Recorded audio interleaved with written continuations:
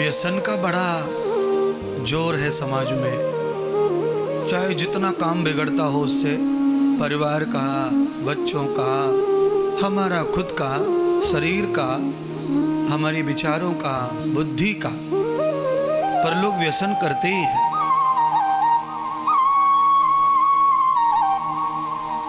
बड़े बड़े कथा वक्ता, बड़े बड़े महात्मा व्यसन कर लेते हैं।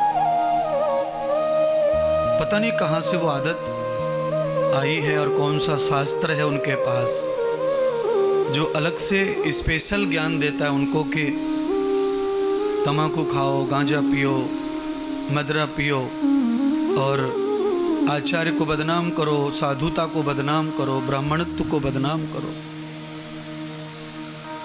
अच्छा, वैसे हम लोग क्या कहते हैं कि हमारे हिंदू धर्म के पीछे कुछ लोग पड़े हैं। कुछ लोग पड़े हैं कि हम ही पड़े हैं? पांडाल में जितने लोग बैठे हैं उतने तो कम से कम जवाब दो।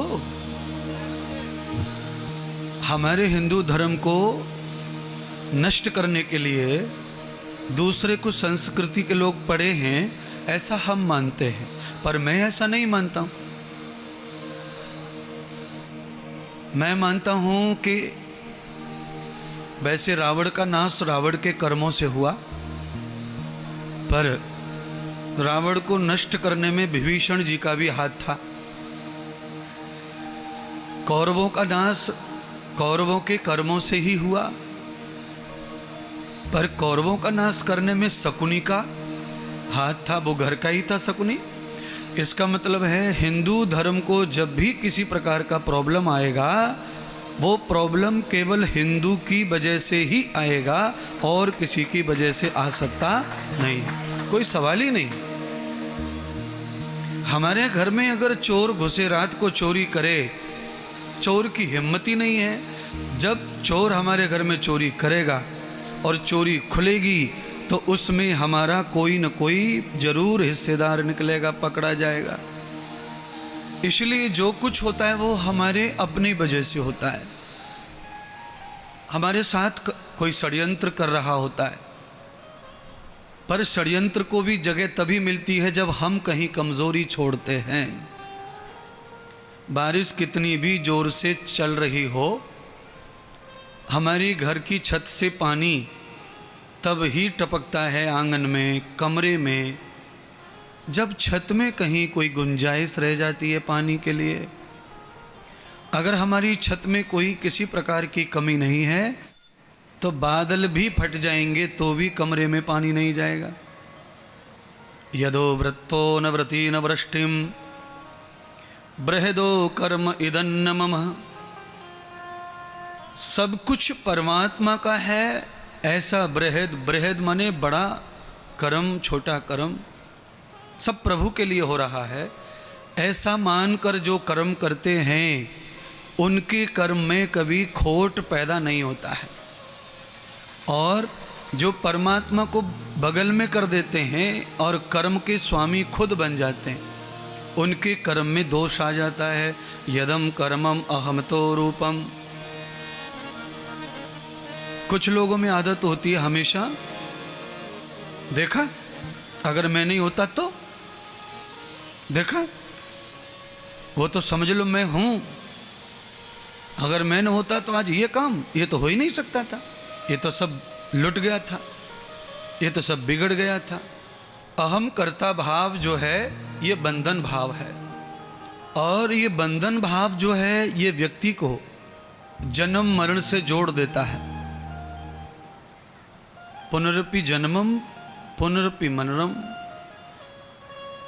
बार बार जठर में डालने का प्रयोग है। जठर माने बुढ़ापे की ओर ले जाना। और मेरी जो खुद की स्थिति है वो ये है कि सब स्थिति ठीक है पर बुढ़ापा अच्छा नहीं है, बुढ़ापा नहीं चाहिए। 50-55 साल तक ठीक है, जीवन चल रहा है, पर उसके बाद अगर जठर ने घेर लिया, बुढ़ापे ने घेर लिया है तो नहीं चाहिए संसार, नहीं चाहिए जीवन। हमारी जो स्थिति है, ये सत्संग जो हो रहा है, ये कथाएं जो हो रही हैं, सारे वक्ता जो है ना अपनी नॉलेज के हिसाब से ही कथा सुनाते हैं। कथा सुनाना नॉलेज नहीं है, कथा सुनाना कला है। वृंदावन में जिनको बहुत ज्यादा भागवत का नॉलेज है वो कथा नहीं सुना पा रहे, और जिनको नॉलेज नहीं है वो कथा सुना पा रहे, नाम कर रहे हैं, खूब पूजा हो रही है, उनका नाम हो गया, जय जयकार हो गया है। नॉलेज है नहीं, अध्ययन है नहीं, आता कुछ है नहीं, पर कला है।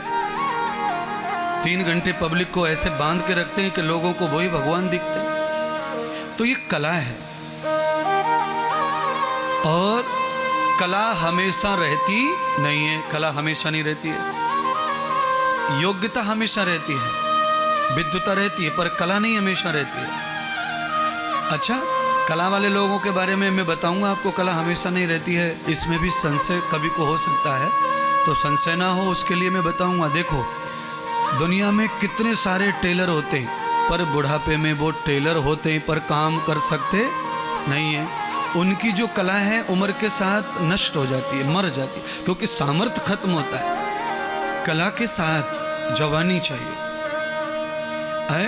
कला क्रमम कला कृति कला भूयंत रूपस्य तनूनाम यौवान यौवस्त मूलम श्रद्धा। दुनिया के जितने भी नट हुए वो सब जवानी और बचपन में कला किए, बुढ़ापे में खत्म। फिर वो अपने बच्चों को तैयार करते थे, छोटे भाई को तैयार, उसके बच्चों को तैयार। बुढ़ापा आया कि कला खत्म हो जाती है। कितने सारे सॉफ्टवेयर हैं, कितने सारे इलेक्ट्रिक इंजीनियर हैं, कितने इलेक्ट्रॉनिक इंजीनियर हैं, कितने टेक्निकल हैं इंजीनियर। बुढ़ापा उनको ज्ञान रहित हो जाता है, उनकी कला खत्म हो जाती है। ज्ञान कभी खत्म नहीं होता है, पर पराभावम ज्ञान श्रुति नाम।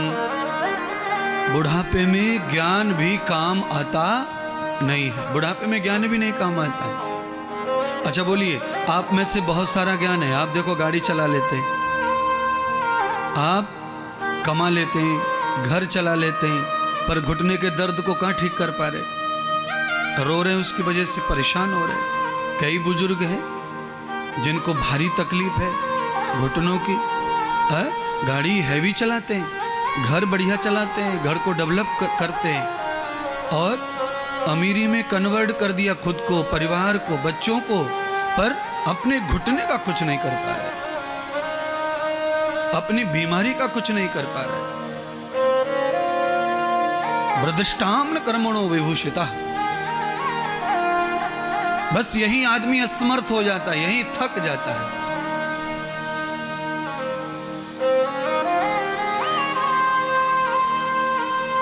सारी कलाएं समाप्त हो जाती हैं वृद्ध अवस्था में, बुढ़ापे में। अटल बिहारी वाजपेयी जी कितना सुंदर भाषण करते थे, सामने कभी कागज नहीं रखते थे बोलने के लिए। उनके भाषण को विरोधी लोग भी तालियां बजा बजा कर सुनते थे। ऐसा भाषण पर अटल बिहारी जी का बुढ़ापा सबने देखा, टीवी पर बीमार होते देखा, मरते हुए देखा, सब चीज देखी। आडवाणी जी का हाल सब लोग देख रहे हैं, मुरली मनोहर जोशी जी का हाल लोग देख रहे हैं। ये वो लोग हैं जिन्होंने अपने लोहे को, सिक्का को जमाया, और बुढ़ापे में आके सारी कलाएं खत्म हो गई।